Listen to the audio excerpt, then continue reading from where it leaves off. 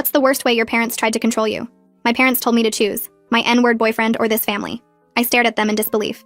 If you marry that gorilla, you're dead to us. No inheritance, nothing. But Michael is a doctor, I responded. He volunteers at church. He loves me. He's black, my mother said. Like that erased everything else. That's all that matters. Fine.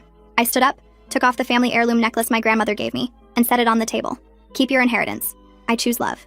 What my parents didn't know was that Michael's father, William, was the CEO of the pharmaceutical company where my dad worked as regional manager for 20 years.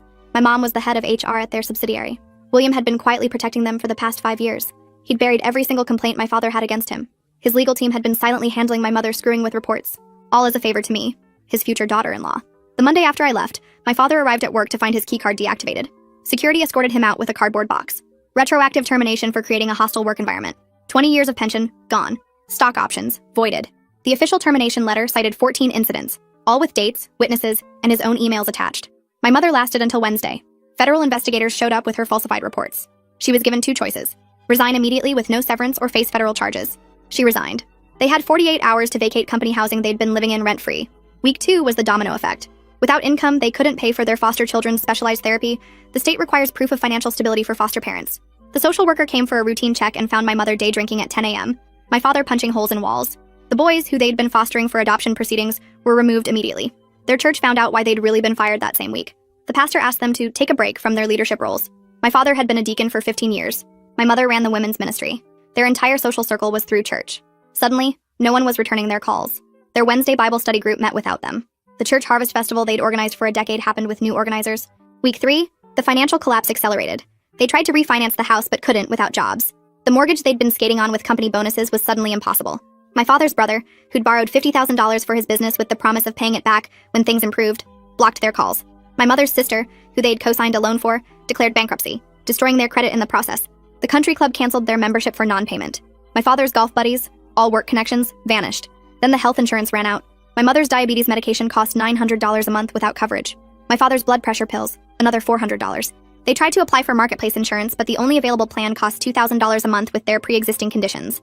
My mother started rationing insulin. My father stopped taking his medication entirely. Within 2 weeks, my mother was in the ER with diabetic ketoacidosis. The bill was $48,000. My father's blood pressure spiked so high he had a minor stroke in the hospital parking lot. Another $62,000. Week 4 brought the lawsuits. 3 former employees from my father's team filed discrimination suits once they heard he'd been fired. Without the company's legal protection, he was personally liable. Each suit demanded $100,000 in damages. My mother was named in a federal investigation for falsifying data. The fine was $250,000 or 5 years in prison. Their lawyer required a $50,000 retainer they didn't have. The public defender they got instead told them to prepare for the worst. The house went into foreclosure after 90 days. Their cars were repossessed the same week. My father's prized vintage Mustang he'd restored with his father was sold at auction for 1/10 of its value. They moved into my elderly grandmother's house, but she had dementia and kept calling the police reporting intruders. After the 5th false alarm, Adult Protective Services got involved. They deemed my parents exploitative for moving in and forced them to leave. They ended up in a weekly rental motel.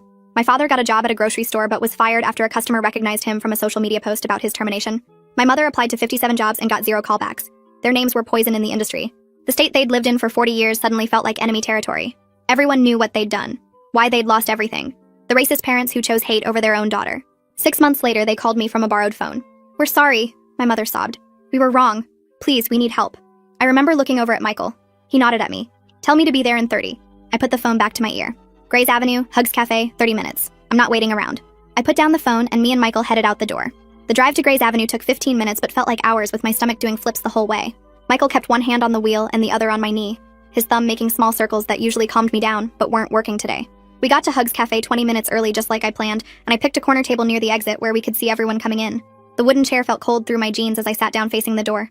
Michael went to talk to Hannah Avery, the manager we knew from coming here on weekends, and I watched him point to our table and make hand gestures that probably meant we might have drama.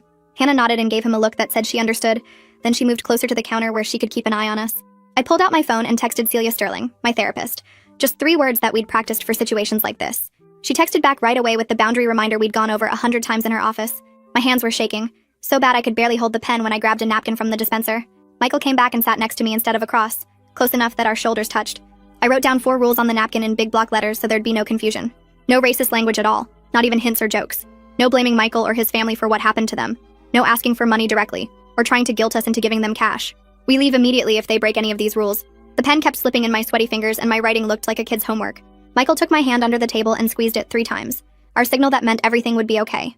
He leaned close enough that I could smell his cologne, the same one he'd worn on our first date, and reminded me we could walk out anytime I felt unsafe or uncomfortable. The bell above the door rang and my whole body tensed, but it was just some college kids getting coffee. Then the bell rang again 10 minutes later and there they were. My parents looked nothing like the people who'd thrown me out 6 months ago. My mother's designer clothes were gone, replaced with a faded sweater that hung loose on her smaller frame, and jeans with worn knees. Her hair that she used to get done every 2 weeks was growing out gray at the roots and pulled back in a messy ponytail. My father walked behind her with his shoulders hunched forward like he was carrying something heavy, nothing like the straight-backed man who used to command every room he entered. His golf shirt was wrinkled and had a small stain near the pocket. They spotted us and started walking over, my mother moving faster while my father dragged his feet. I gripped Michael's hand so hard under the table that my nails probably left marks. They sat down across from us and my mother's face crumpled immediately, tears running down her cheeks before she even said anything. She kept saying sorry over and over through her sobs, her hands reaching across the table toward me before pulling back. My father sat like a statue in his chair, staring at a spot on the wall behind my head. His jaw was clenched, so tight I could see the muscle jumping under his skin. I pushed the napkin with our rules across the table, the paper making a soft sliding sound against the wood. My voice came out steadier than I expected when I told them these rules weren't optional if we were going to have this conversation. My mother wiped her eyes with a tissue from her purse and nodded quickly, but my father's face got red when he read them. They started talking at the same time, my mother's voice high and shaky while my father's came out rough like he hadn't used it in a while. Medical bills piling up faster than they could count them. 3 lawsuits from my father's former employees who finally felt safe to come forward. Living in a motel that cost $200 every week. Eating peanut butter sandwiches for dinner.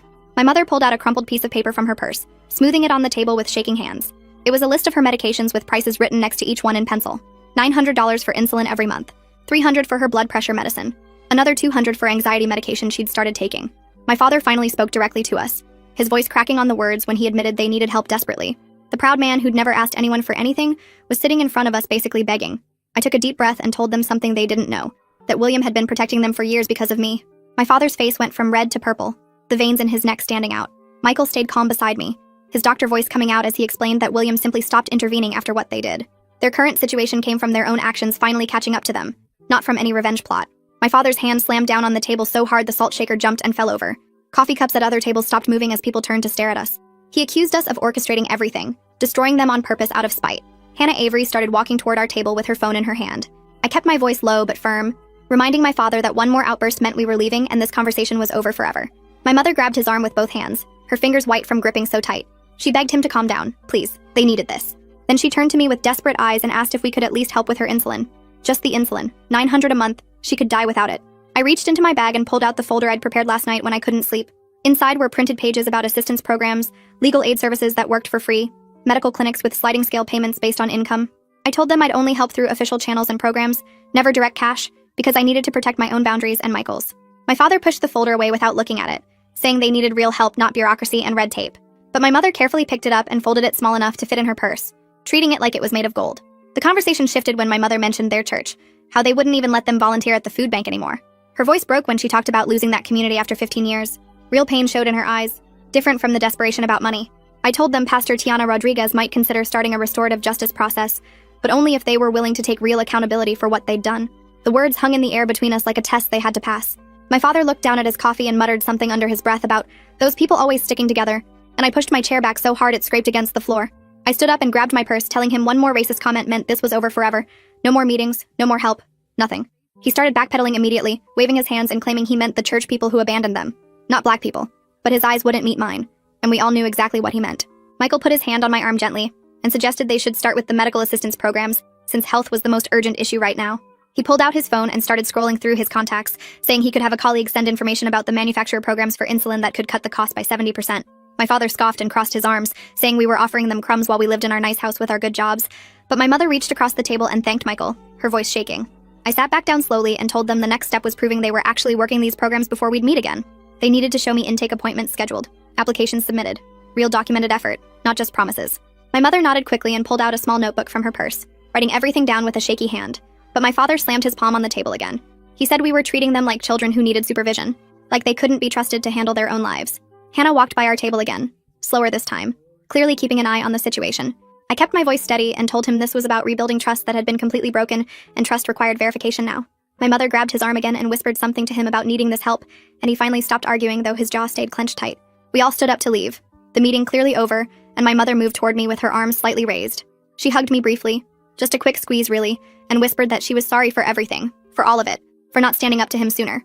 My father had already turned and was walking toward the door without looking back, without saying goodbye. without even acknowledging Michael existed.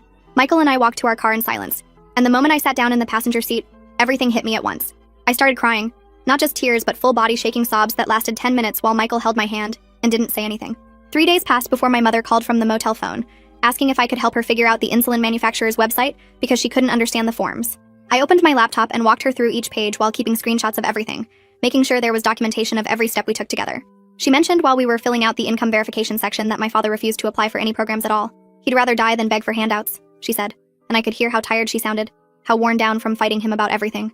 The application required uploading bank statements and tax returns, which she had to go to the library to scan since they didn't have a computer anymore. I stayed on the phone with her for 2 hours, helping her navigate each requirement, each proof of poverty they demanded. Later that afternoon, my phone rang with a number I didn't recognize, but when I answered, it was Emmett McGregor from Williams' company. He said he needed to warn me that helping my parents directly could be seen as retaliation or manipulation, given everything that had happened with their termination. The legal department was concerned about how it might look if anyone found out the CEO's son's wife was now involved with the people they'd fired for cause. He suggested keeping any assistance at arm's length, going through third parties or official programs only, never direct transfers or personal involvement. The whole conversation made me realize how complicated this had become legally, how even trying to help them could somehow backfire on everyone. I hung up feeling more confused than before, wondering if I was making things worse by getting involved at all. The next morning, I called Celia Sterling's office and booked an emergency session for that afternoon, telling the receptionist it was urgent. When I got to her office, I spent the first 20 minutes just explaining everything that had happened at the cafe. Every word, every look, every feeling. Celia helped me see that I was trying to save them now, the way I couldn't save our relationship before, trying to fix everything retroactively.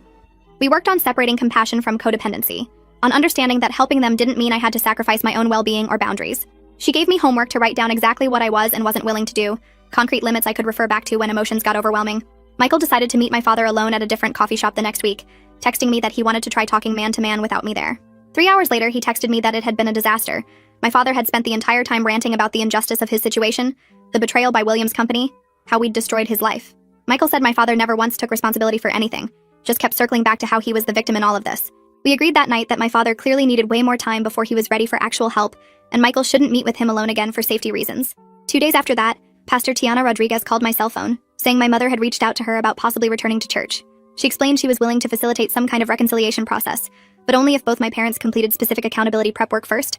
She emailed me a list of requirements that included written acknowledgement of specific harms they'd caused, participation in anti-racism education with certified instructors, and consistent attendance at counseling for at least 3 months. The list was 3 pages long and incredibly detailed, covering everything from public apologies to the foster children's therapists, to financial restitution, to former employees they'd discriminated against. The following Monday, my mother called to tell me she'd started the intake process at an outpatient program run by someone named Alana Tillman.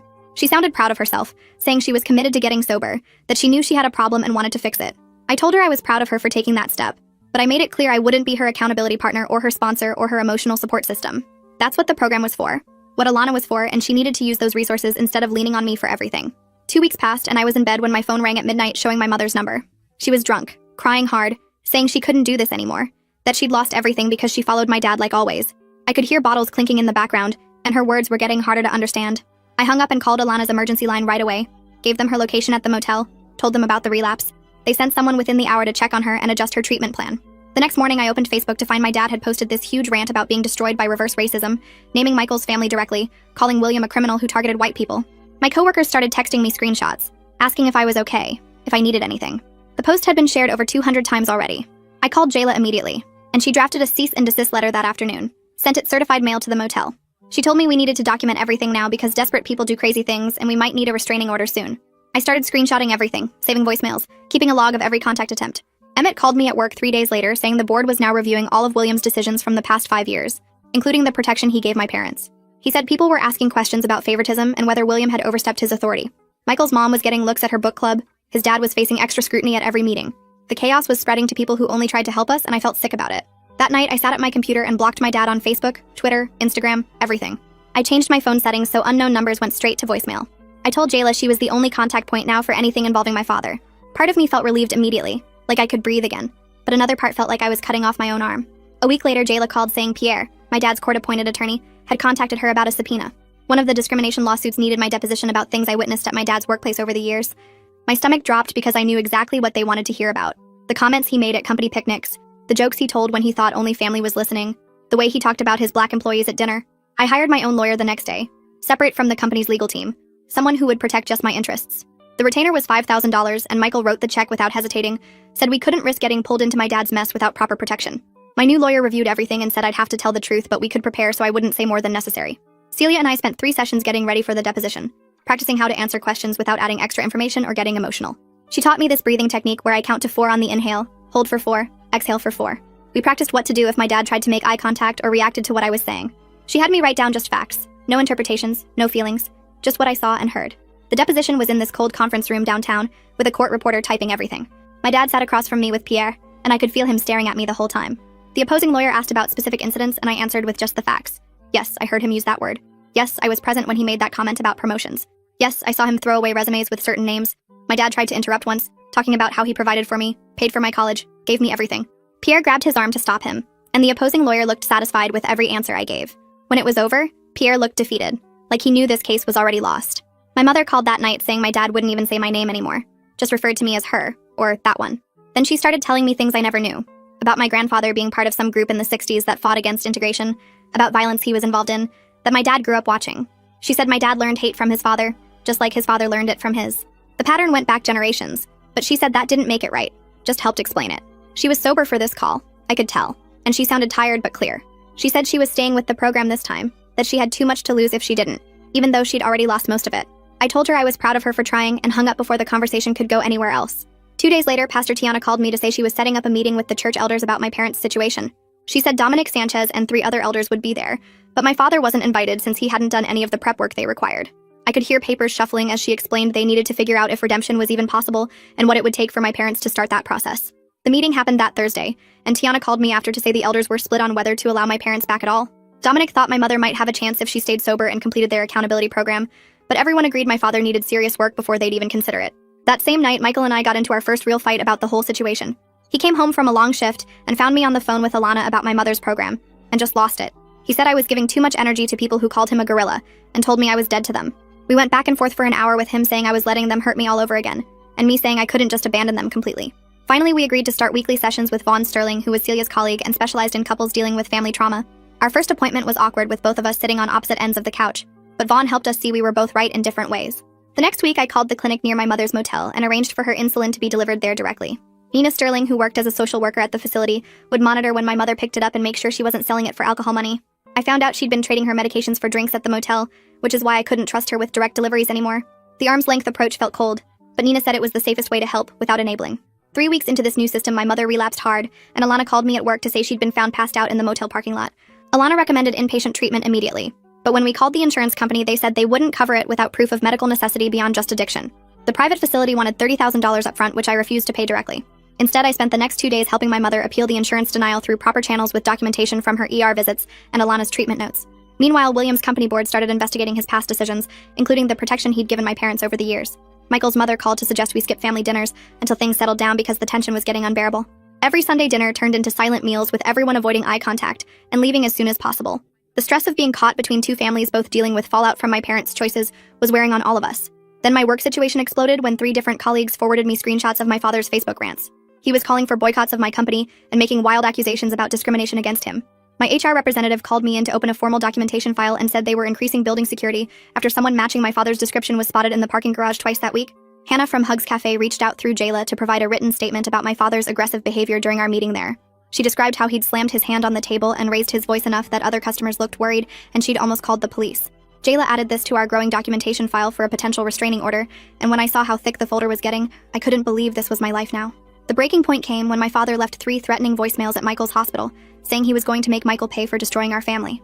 Hospital security pulled Michael aside to play the messages and asked if we wanted to press charges.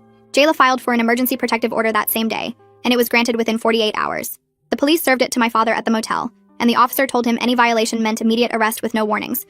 My father apparently threw a fit and had to be restrained from going after the officer, but they let him off with a warning about that too. During all this chaos, my mother somehow managed to string together 30 days of documented sobriety with perfect attendance at her program meetings. Alana called to say my mother was asking if I'd attend a family session to work on our relationship. I agreed, but set strict conditions that Vaughn had helped me develop. The session had to happen at the facility, not some neutral location. Vaughn would attend with me as support, and we would only focus on moving forward, not rehashing the past. The session was scheduled for the following Tuesday, and I spent the whole night before practicing what I wanted to say with Michael. When we arrived at the facility, my mother was already in the room looking nervous but clear-eyed in a way I hadn't seen in months. Vaughn sat next to me while Alana sat with my mother, and we started with ground rules about respectful communication. My mother surprised me by starting with specific apologies about things she'd said and done without making excuses or trying to minimize anything. She talked about calling Michael those awful names and saying I was dead to them, and how she knew those words could never be taken back. The accountability felt real even if it wasn't complete, since she still talked about following my father's lead, like she didn't have her own choices. I told her I appreciated the effort, but that trust would take years to rebuild, if it ever could be rebuilt at all. 3 days after that session, Nina Sterling called about getting my mother into a sober living facility that had an opening but needed a $5,000 deposit within 24 hours. I drove to the program's financial office and filled out the paperwork to pay directly from my account to theirs, without my mother ever touching the money. The administrator ran my card and handed me a receipt while Nina sat with my mother in the waiting room explaining the rules about curfews and mandatory group sessions and random drug tests. My mother grabbed my hand when I walked past and squeezed it hard enough that her nails left marks, but I kept walking because I couldn't handle her crying right then. 2 weeks into the sober living arrangement, my phone rang at 3 in the morning with a nurse saying my father was in the cardiac unit after his blood pressure hit 220/140, and he'd listed me as emergency contact. Michael drove us to the hospital where we met a security guard at the entrance who walked us to the cardiac wing because of the restraining order situation. My father looked small in the hospital bed with monitors beeping and tubes running everywhere, and when he saw us, he started talking about how this was all our fault for destroying his life. The nurse checked his vitals while he ranted about losing everything because of us, and Michael stood by the door ready to leave if things got bad. My father's voice cracked when he mentioned his own father used to take him to meetings where they talked about keeping races separate and how that was just normal back then. I told him being taught wrong didn't mean he couldn't learn right, and at 62 years old, he had no excuse for not figuring that out himself. He turned his face to the wall and wouldn't look at me again, so we left after signing the paperwork confirming I'd been notified. Pierre Jacobson called the next morning to tell us one of the discrimination lawsuits was settling for $75,000 that my father didn't have, which meant bankruptcy was coming. The lawyer explained the process would wipe out remaining debts, but also any assets, though at this point my father had nothing left to protect anyway. I felt weird hearing about his financial destruction, like watching someone who worshipped money lose every penny of it. Pastor Tiana reached out that afternoon proposing a restorative justice circle where my father could face the employees he'd hurt, but only after completing an intensive anti-racism program first. She sent over the requirements, which included weekly sessions for 6 months, plus reading assignments and community service specifically focused on understanding systemic racism. My father apparently agreed to start the program, but Dominic Sanchez called me privately 2 days later, saying the background check turned up my father's recent activity in online supremacist forums. My father claimed he was just venting frustration about his situation, but the posts went way beyond that into actual hate speech and threats. Dominic said they couldn't move forward with any church reconciliation until my father completely cut ties with those groups and showed real change, not just surface compliance. I had Jayla send my father a formal letter stating my one condition for any future relationship was that he publicly disavow his racist views and the online hate groups. The letter made it clear this wasn't negotiable, and without it, I would never attend any reconciliation attempt no matter what else he did. 3 days later, my father posted a statement online saying he'd made mistakes and said things in anger that he regretted, but never once mentioned race or racism or the specific things he'd done. The comments section exploded with people calling him out for the weak non-apology, and screenshots of his hate forum posts started circulating again. Pastor Tiana called to say he clearly wasn't ready, and suggested we focus on my mother's progress instead since she was actually doing the work. The restorative circle moved forward the following week with just my mother meeting 2 former employees she'd discriminated against at the company. I watched through a window as she sat across from them listening to how her actions affected their careers and families without interrupting or making excuses. She nodded and took notes and apologized for specific incidents they brought up, though she stopped short of acknowledging the bigger pattern of systemic discrimination she'd participated in. One of the employees cried, talking about how my mother had blocked her promotion 3 times with made-up performance issues, and my mother's face went white hearing the real impact. After 2 hours, they finished, and my mother looked exhausted, but also somehow lighter, like she'd put down something heavy she'd been carrying. Alana called me that evening to discuss next steps, and I made it clear I wasn't ready for direct reconciliation, but would agree to monthly check-ins with professional mediation. We scheduled the first one for the following month at a neutral counseling center with both Alana and Vaughn present to keep things structured and safe. The boundaries felt right because they let me stay protected while still leaving a tiny door open for the possibility that my mother might actually change. Michael supported the decision, though he made it clear he wouldn't be attending these sessions, and I respected that boundary too since my family had targeted him specifically with their hate. 2 weeks passed before Dominic called to tell me my mother had started working at the church thrift store sorting donations in the back room where she wouldn't interact with customers yet. He watched her show up every morning at 8 sharp and work until 2 without complaint, even when they had her cleaning bathrooms and taking out trash. The small paycheck barely covered her expenses at the sober living facility, but she thanked him every Friday like he'd given her $1 million. I drove by once just to see if it was real, and spotted her through the window organizing clothes by size with the same focus she used to apply to destroying people's careers. That same afternoon, Emmett called from William's company to update us on the board investigation that had been hanging over everyone's heads for months. William got hit with a formal censure for overstepping his authority, but they let him keep his position with new oversight requirements and monthly reviews of his decisions. The relief in Emmett's voice told me how close it had come to being worse, but the damage was already done to family relationships. Michael's parents invited us to dinner that weekend at their favorite Italian place, and the tension started before we even sat down. His mother kept stirring her wine without drinking it while his father studied the menu like it contained state secrets. Nobody mentioned the investigation, or my parents, or anything that mattered until halfway through the main course when his mother finally put down her fork and said we needed to separate family from business going forward. Michael agreed immediately and suggested monthly dinners with a strict no work talk rule, which his parents accepted with visible relief. 3 days later, my mother called through Nina at the facility to ask if I'd co-sign her application for subsidized housing since she'd maintained steady employment for a month. I drove to the housing office and provided verification of her employment status, but refused to put my name on any financial documents, which Nina helped my mother understand was actually better for both of us. My mother nodded and filled out the paperwork herself, while I watched from across the room, remembering when she used to forge documents without blinking. The next morning, my phone rang at 5 with my father screaming about needing $3,000 for a bankruptcy lawyer immediately.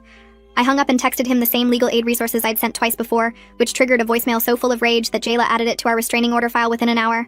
Pierre called later to apologize for my father's behavior and confirm the bankruptcy filing would proceed with or without private counsel. 2 days after that, my workplace security called to say my father was in the lobby demanding to see me despite the protective order. The police arrived within 10 minutes and issued him a formal warning that the next violation meant automatic arrest with no bond until trial. The officer who took my statement mentioned that most people need to actually get arrested before they understand boundaries are real.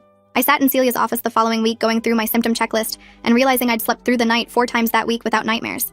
My shoulders didn't automatically tense when my phone rang anymore, and I'd gone 3 whole days without checking over my shoulder in parking lots. She pointed out that healing wasn't a straight line, but my trajectory was clearly upward, which was all anyone could ask for after this kind of trauma. The facility called to invite me to my mother's 6-month sobriety celebration, and I agreed to attend for exactly 20 minutes with Michael. We arrived to find her surrounded by other residents singing some recovery song while she held a little plastic chip like it was made of gold. I handed her a card with a simple message about being proud of her work, and she mouthed, "Thank you," while tears ran down her face. Michael and I left without hugging her, but the eye contact felt like progress compared to 6 months ago. Pastor Tiana worked behind the scenes for weeks to get the church board to approve my mother returning as a regular member with strict behavioral agreements. She could attend services and Bible study, but couldn't hold any leadership positions or work with money or have access to member information. The Sunday she returned, several people moved to different pews, but enough stayed that she had someone to sit with. Alana called it crucial for sustained recovery to have community beyond just the treatment facility. Meanwhile, my father finished his court-mandated anger management program and submitted his completion certificate to the Restorative Justice Committee. Dominic pulled me aside after reviewing the report to share his concerns that my father was just going through the motions without any real internal change. The therapist's notes mentioned consistent deflection and blaming others, even in the final session. We scheduled a follow-up evaluation in 3 months to reassess whether he was ready for any kind of reconciliation process. Michael and I sat at our kitchen table that evening with a calendar spread between us, picking a date 3 months out for our courthouse ceremony. We wanted something small and quiet, just his parents and maybe 5 or 6 friends who'd supported us through everything.